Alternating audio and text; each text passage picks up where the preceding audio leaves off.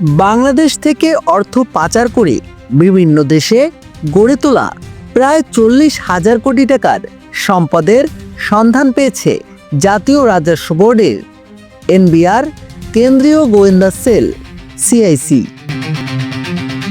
চলতি বছরের জানুয়ারি থেকে এ পর্যন্ত 5টি দেশের 60টি শহরে অনুসন্ধান চালিয়ে এই তথ্য পাওয়া গেছে বলে প্রধান উপদেষ্টা অধ্যাপক মোহাম্মদ ইউনুসকে জানিয়েছেন সিআইসির মহাপরিচালক আহসান হাবিব।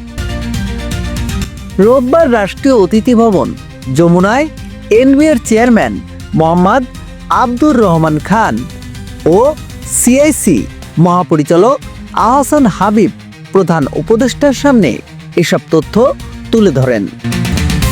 পরে প্রধান উপদেষ্টার প্রেস উইংয়ের সংবাদ বিজ্ঞপ্তিতে এসব তথ্য জানানো হয়। বিজ্ঞপ্তিতে বলা হয়, এছাড়া 9টি দেশে 352টি পাসপোর্টের সন্ধান পাওয়া গেছে, যেগুলো টাকার বিনিময়ে অর্জন করেছে কিছু বাংলাদেশি।